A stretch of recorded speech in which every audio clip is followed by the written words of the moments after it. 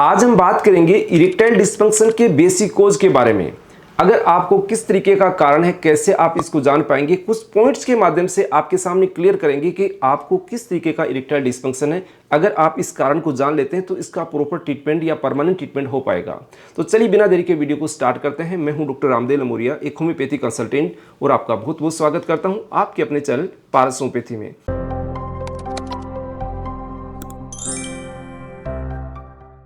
आपने ये फील किया होगा कि कई बार हम इस चीज़ का ट्रीटमेंट लेते हैं, वो कुछ समय तक काम करता है, उसके बाद ट्रीटमेंट या दवाइयाँ काम नहीं करती है, फिर आप नया ट्रीटमेंट स्टार्ट करते हैं कुछ समय के लिए। ये जो प्रोसेस होता है बहुत सारे लोगों के साथ चलता है कि उनका इरेक्टाइल डिस्फंक्शन ठीक ही नहीं हो पाता। उसमें ट्रीटमेंट का काम नहीं करना या काम करना किस कारण पर डिपेंड करता है, इसका बेसिक कोज है इरेक्टाइल डिस्फंक्शन का कारण। अगर आप कारण को सही तरीके से जान लेते हैं तो इसका प्रॉपर ट्रीटमेंट हो पाएगा।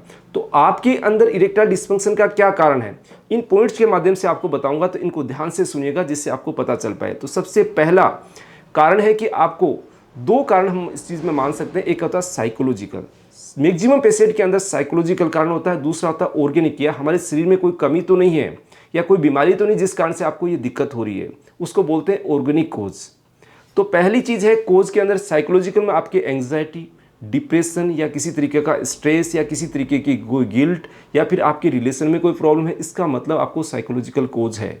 इसके साथ अगर इरेक्टाइल डिस्फंक्शन हो रहा है, इसका मतलब साइकोलॉजिकल कोज है। इसके अलावा अगर आपके हार्मोन चेंजेस के अंदर दिक्कत आ रही है, टेस्टोस्टेरोन की कमी है, आपका ब्लड का फ्लो सही नहीं हो रहा, आपको हार्ट से रिलेटेड या किडनी से रिलेटेड कोई ऐसी डिजीज है जिसके कारण आपको ये दिक्कत आ रही है, इसका मतलब आपको ऑर्गेनिक कोज की वजह से ईडी की समस्या है।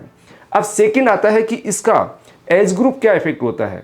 साइकोलॉजिकल कोज के अंदर कोई भी एज ग्रुप लिमिटेशन नहीं है, किसी भी एज के अंदर ये समस्या हो सकती है। लेकिन ऑर्गेनिक या फिजियोलॉजी जो शरीर में जो कमियां आती है वो होती है अकॉर्डिंग टू एज। जैसे जैसे एज बढ़ती है वैसे वैसे ये समस्या आने लग जाती है। इसका मतलब ऑर्गेनिक ईडी की समस्या आपको है।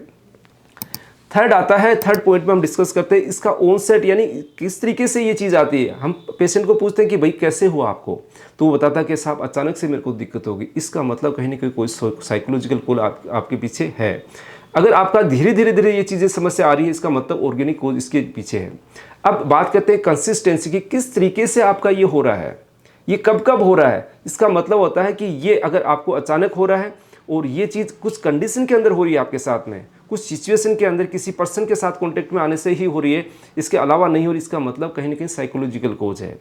जबकि ऑर्गेनिक ईडी के अंदर क्या होता है कि कोई भी कोज इस तरीके का नहीं होता है, उसके अंदर हमेशा ही इरेक्टाइल डिस्फंक्शन की समस्या कंटिन्यूस बनी रहती है। इसकी यानी कि कंसिस्टेंसी रहती है, यानी कि वो उनकी इरेक्टाइल डिस्फंक्शन की समस्या हर सिचुएशन में एक जैसी रहती है।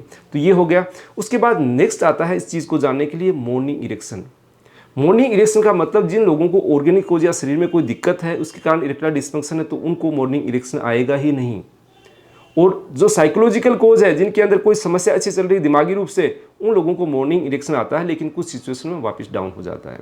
तो ये मॉर्निंग इरेक्शन से को देख के भी आप जान सकते हैं किस तरीके की आपको ईडी की समस्या है।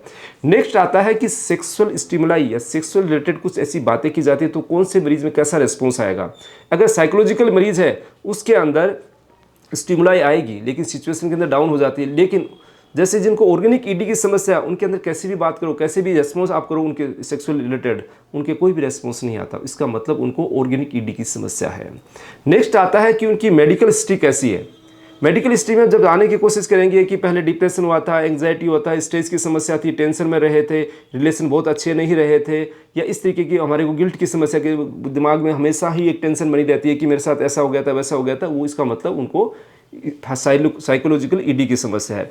जबकि ऐसी कोई इनके साथ जैसे ऑर्गेनिक ईडी होते हैं, उनके साथ कोई ऑर्गेनिक डिजीज, शरीर में ऐसी कोई बीमारी है उसकी वजह से उनको दिक्कत आ रही है कि पेट लंबे समय तक खराब रह रहा है, शरीर बहुत कमज़ोर रहता है, बीमार लंबे टाइम तक रह गए थे, कोई किडनी की या हार्ट की डिजीज़ है, उस कारण से आता है। इसका मतलब उनको ऑर्गेनिक ईडी की समस्या है। अब बात आता है कि जब इनका ट्रीटमेंट स्टार्ट किया जाता है तो उसका रेस्पॉन्स देख के भी आप पता कर सकते हैं कि कौन सी ईडी है आपको।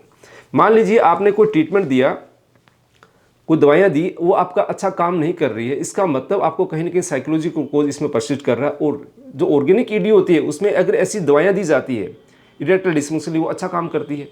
लेकिन साइकोलॉजिकल ईडी में कई बार काम करती है, लेकिन कुछ समय बाद वापस वो उनकी जो मेडिसिन है इनइफेक्टिव हो जाती है, काम नहीं करती। इसका मतलब उनको साइकोलॉजिकल ईडी है। अब लास्ट आता है जांच के ऊपर कि अब जांच करवाते हैं तो पता करते हैं कौन सी किस तरीके का ईडी है। साइकोलॉजिकल ईडी के अंदर किसी भी तरीके की जांच में कुछ भी नहीं आता, इसका मतलब उनको साइकोलॉजिकल ईडी है। ऑर्गेनिक ईडी है तो उनका क्या होगा, हार्मोन के अंदर उनकी कमी है, टेस्टोस्टेरोन कम होने लग जाएगा, ब्लड का फ्लो उनका कम होने लग जाएगा, किडनी या हार्ट से रिलेटेड कोई डिजीज आ रही है, इसका मतलब उनको ऑर्गेनिक ईडी की समस्या है।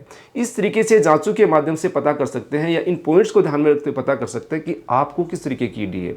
अगर आपको कंफर्म होगा कि आपको इसी तरीके की ईडी है तो उसका ट्रीटमेंट अलग अलग तरीके से होता है। साइकोलॉजिकल ईडी का ट्रीटमेंट अलग होता है, ऑर्गेनिक ईडी का उसके कारण को ध्यान में रखते हुए ट्रीटमेंट किया जाता है। तो यानी अगर आप ईडी का परमानेंट ट्रीटमेंट चाहते हैं तो इन कारणों को आप अवॉइड नहीं करें, इग्नोर नहीं करें, अदरवाइज आपका परमानेंट ट्रीटमेंट नहीं हो पाएगा। आपको भी ईडी की समस्या है, आप अपने नज़दीकी डॉक्टर से मिलिएगा, प्रॉपर ट्रीटमेंट लीजिएगा। आप चाहते हैं हमारे से ट्रीटमेंट करवाना तो दिए गए व्हाट्सएप नंबर से अपॉइंटमेंट लेके कंसल्ट कर सकते हैं। इरेक्टाइल डिस्फंक्शन से ये बाइफरकेशन या जो क्लासिफिकेशन आपको कैसा लगा, अच्छा लगा हो तो इसको लाइक कीजिए, शेयर कीजिए। चैनल को अभी तक सब्सक्राइब नहीं, सब्सक्राइब जरूर करें। मिलते हैं नई जानकारी वीडियोज़ के साथ। धन्यवाद।